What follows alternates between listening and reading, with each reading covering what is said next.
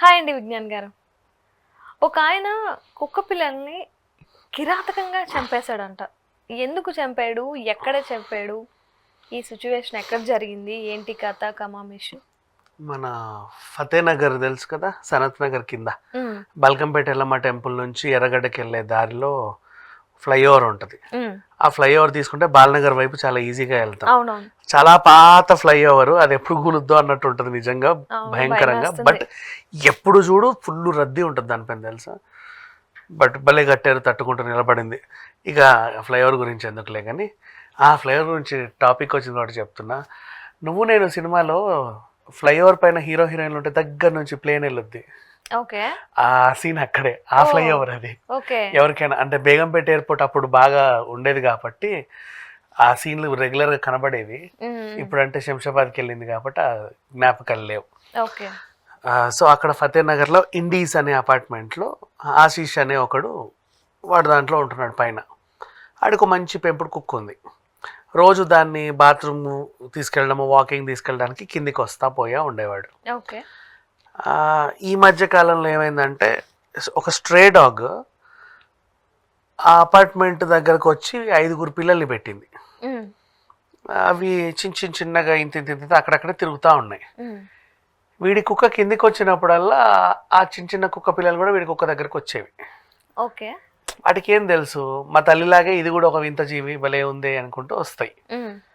అలా వచ్చే అని చెప్పేసి వెళ్ళిపోతూ ఉండేవి. వీడికి అది నచ్చలా.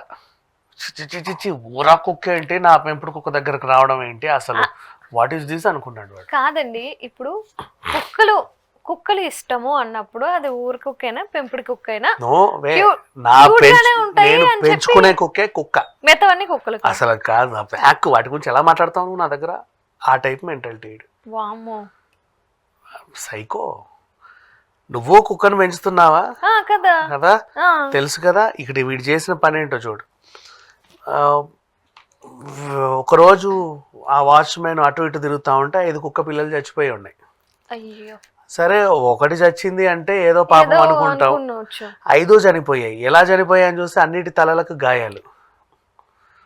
ఏదో అనుమానం వచ్చింది, పైన కింద చెప్పారు, సార్ ఇట్లా ఏదో తలలకు గాయాలయ్యి కుక్క పిల్లలు అన్నీ చచ్చిపోయాయి.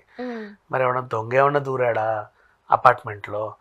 కుక్కలని వాడిని వెంటబడిపోతే వాడు దాన్ని ఏమైనా చంపాడా, లేకపోతే ఇంకేమన్నా అయిందా? అసలు మనకి సీసీటీవీ అనేది ఒకటి ఉందిగా, అది చూస్తే అసలు విషయం తెలుసుద్ది కదా అని చెప్పి చూస్తే ఈ ఆశీష్ గాడు చక్కగా వాడి పెంపుడు కుక్కను పట్టుకొని కిందికి వచ్చాడు. ఆ పిచ్చి పిల్లలు కూడా పాపం తెలిసో తెలియకో అమాయకంగా ఈ కుక్క దగ్గరికి వచ్చే హే అనుకుంటా. ఆ ఊరా కుక్కలు నా కుక్క దగ్గర రావడం ఏంటి, నా కుక్కను ముట్టడం ఏంటి, అసలు ఏంటిది అని అనుకొని ఒక్కో కుక్కని ఇంతే పిల్లలు పాపం తీసి దాన్ని పట్టమని గోడకేసి కొట్టాడు. అది కెవ్వు కెవ్వు కెవ్వు మనకి తల్లడిల్లిపోయింది. మళ్ళీ చూసి ఇంకా బతికుందా అని చెప్పి మళ్ళీ గోడకేసి కొట్టాడు. మళ్ళీ రెండోసారి 3-4 సార్లు అలా కొడితే ఒకటి చచ్చింది. ఇలా 3-4 సార్లు కొడితే చచ్చుతాయా ఇవి అని చెప్పేసి ఆ మిగతా 5 పిల్లల్ని కూడా తీసుకెళ్ళి గోడకేసి ఇష్టం ఉన్నట్టు కొట్టేసి చంపి ఆడబడేశాడు. వాటి తల్లి లేదు అక్కడ ఆ టైం. ఎంత దారుణం. నేను బేసిక్ గా డాగ్ లవర్ కాదు కానీ ఇంత చిన్న కుక్క పిల్లని చూస్తే ముచ్చటగా అనిపిస్తుంది. అనిపించకపోయినా పర్లేదు కానీ దాన్ని హింసించాలని ఎవరికి అనిపించదు కదా పాపం కదా. పోనీ భయం వేసినా దూరంగా ఉండాలనుకుంటారు. నీకు నచ్చకపోతే అక్కడి నుంచి వెళ్తావు, కానీ పని కట్టుకొని దాని దగ్గరికి వెళ్ళి దాన్ని ఇలా చెవులు తీసి 4 దాన్ని గోడకేసి కొట్టాలని నీకు ఏమైనా అనిపిస్తుందా? అనిపించదుగా. మరి వీడికి ఎలా అనిపించింది చూడు. వాడో కుక్కను పెంచుకున్నాడు, మరి నువ్వు. అండ్ ఇంకొకటి, అవి నీ గుమ్మం ముందుకు వచ్చి నీ కుక్కని నిమిరితే నువ్వు నీ కోపం వచ్చినా ఏమన్నా అనుకోవచ్చు, అట్టెట్టొచ్చింది ఇది పైకి అని. నువ్వు కదా నీ కుక్కను పట్టుకొని కిందికి వచ్చావు. కుక్కలు కాబట్టి వెళ్తాయి. నువ్వు రోడ్డు మీద నడుస్తుంటే మనిషి వచ్చాడని చెప్పేసి నిన్ను కూడా బండకేసి కొడతాయి. నువ్వెందుకు వచ్చావు కిందికని? అసలు ఆ ప్రాణాలు వాటికి నోరు ఉండదు, ఏమీ ఉండదు. అసలు వీడు ఎందుకు కొడుతున్నాడో కూడా తెలియదు.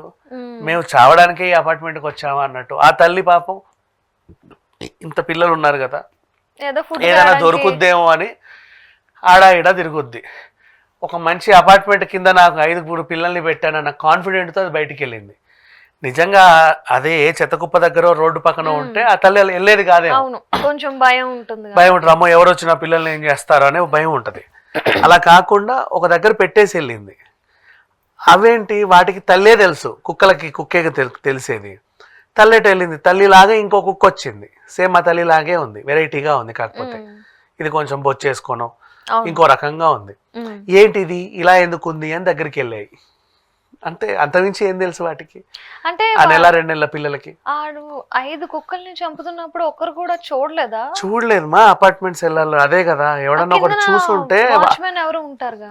లేరు, అందుకే వాడు వాచ్మెన్ కూడా ఏదో టైంలో ఎవరో బయటికి వెళ్ళి ఉంటారు కదా, ఆ టైంలో జరిగిన దరిద్రం.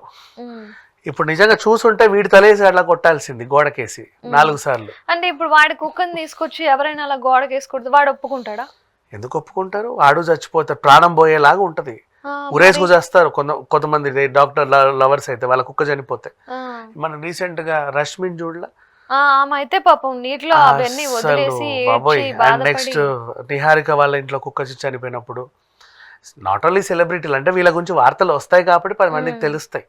బేసిక్గా కుక్కల్ని పెంచుకునే వాళ్ళు అది చనిపోయింది అని తెలిస్తే అసలు మన ఇంట్లో ఒక మనిషి పోయాడన్నంత ఫీలింగ్ లో ఉంటారు. ఆ చిన్న కుక్క పిల్లలకి మనిషికే 3 ఏళ్ళు 4 ఏళ్ళు వస్తే తప్ప లోక జ్ఞానం తెలియదు, ఏది ముట్టుకోవాలో ఏది చుట్టుకోవాలో తెలియదు, వాళ్ళకి అన్ని ముట్టుకుంటా ఉంటారు. అలాంటిది ఇంత కుక్క పిల్ల, దానికి ఏం తెలుసు, 2 నెలలు ఉంటుందేమో, మహా అయితే 1 నెల 2 నెలలు, ఏమీ తెలియదు దానికి.